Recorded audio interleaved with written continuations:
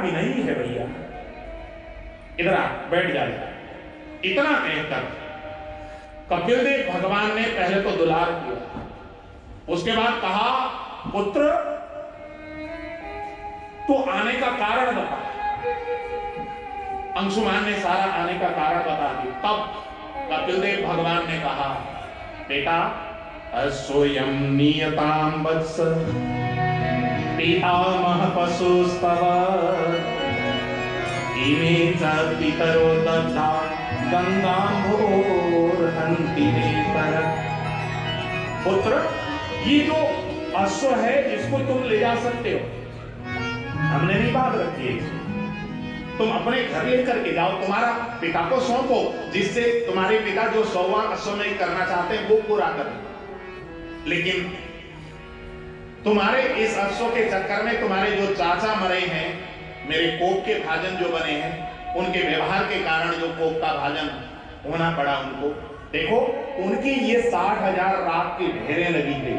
लेकिन इनको यदि तुम मुक्त करना चाहते हो तो तुमको गंगा को लेके आना होगा।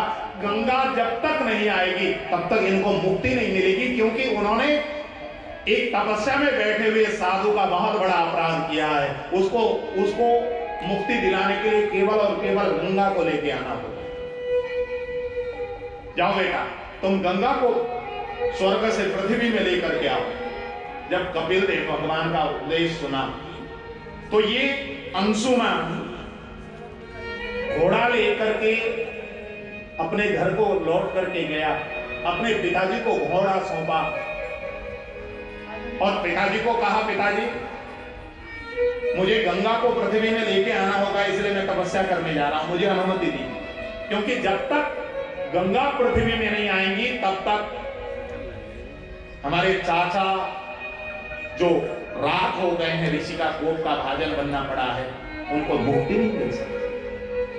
इसलिए मुझे पृथ्वी में गंगा को लेके आना होगा, उनके लिए उसके लिए मुझे प्रयत्न करना होगा, उसके लिए तपस्या करनी होगी। मैं तपस्या करने जा रहा हूं। तो ये अंशुमान पिताजी से दादाजी से अनुमति लेकर ये तपस्या करने गए और बहुत कठोर इन्होंने तपस्या की। जब हिमालय में जाकर बहुत कठोर तपस्या की, उस समय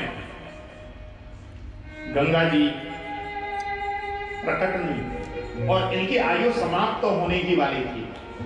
इनको भय लगा यदि गंगा नहीं आई तो हमारे पुरखे तरेंगे कैसे।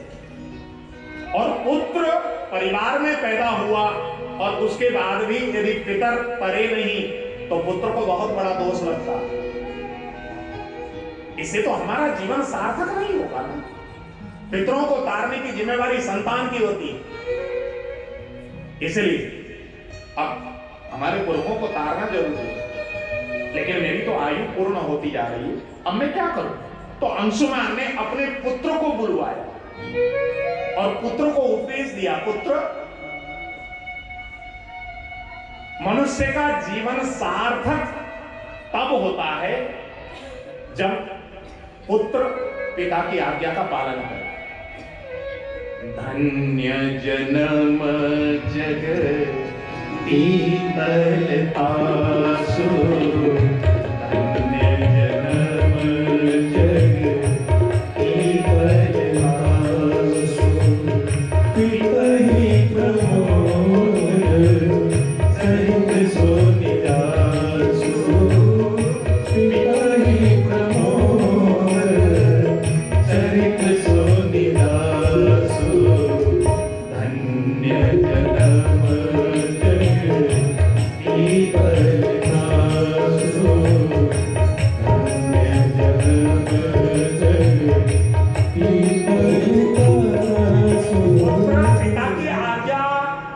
पुत्र पालन नहीं करता तो ये पुत्र के लिए गौरव का क्षण नहीं होता, पुत्र के लिए ये दुर्भाग्य का क्षण होता है। इसलिए पुत्र मेरी आज्ञा है कि तुमको मेरी आज्ञा पालन करके अब तपस्या करनी होगी। मैंने जीवन भर तपस्या किया गंगा को प्रकट कराने के लिए, और पुत्र तुम किसी भी हालत में गंगा को प्रकट करा लेना।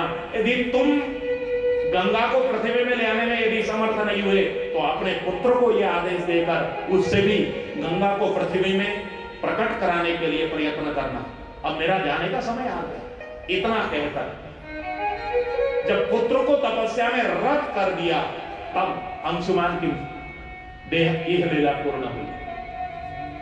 उसके बाद अंशुमान के पुत्र दिलीप ने बहुत कठोर तपस्या की,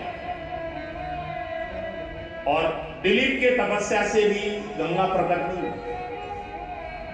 दिलीप की भी आयु पूर्ण होने लगी। तब दिलीप ने अपने पुत्र भगीरथ को बुलवाया और भगीरथ को वो उपदेश दिया जो पिताजी ने दिलीप को उपदेश दिया था। और भगीरथ को कहा, पुत्र तुम गंगा को प्रकट कराना, और गंगा के कारण ही तुम्हारे चाचा लोग, तुम्हारे दादा लोग, तुम्हारे पुरखे ये सब के सब करेंगे। इसलिए गंगा को प्रकट किए बिना तुम विश्राम मत करना बेटा।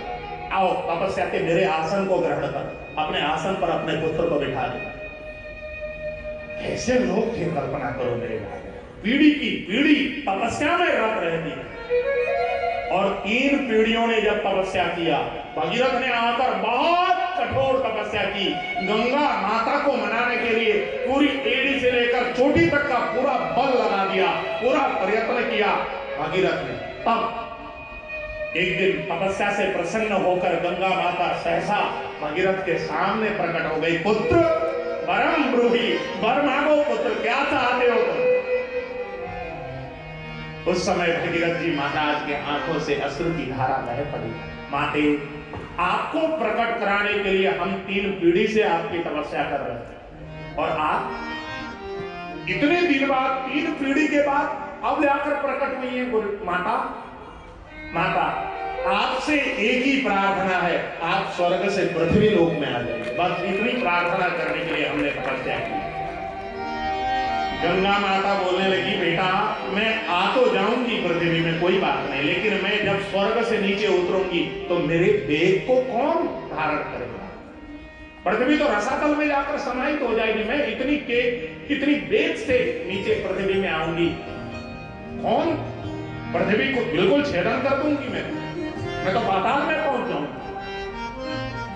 मेरे बल का तुझको एहसास नहीं है। इतना जब कहा, भगीरथ ने कहा कि आपके वेग को धारण करने के लिए मैं भगवान भोलेनाथ को मना। गंगा ने कहा, बेटा कहीं भोलेनाथ भी पाताल न पहुंच जाए मेरे धार को सहन न करने के कारण। भगीरथ ने कहा, नहीं माते, भोलेनाथ आपके वेग को संभाल लेंगे, मुझे विश्वास है। तब गंगा ने कहा, बेटा यदि भोलेनाथ संभाल लेते हो तो मैं पृथ्वी में आने के लिए राजी। क्या तो जाकर भोलेनाथ को मना।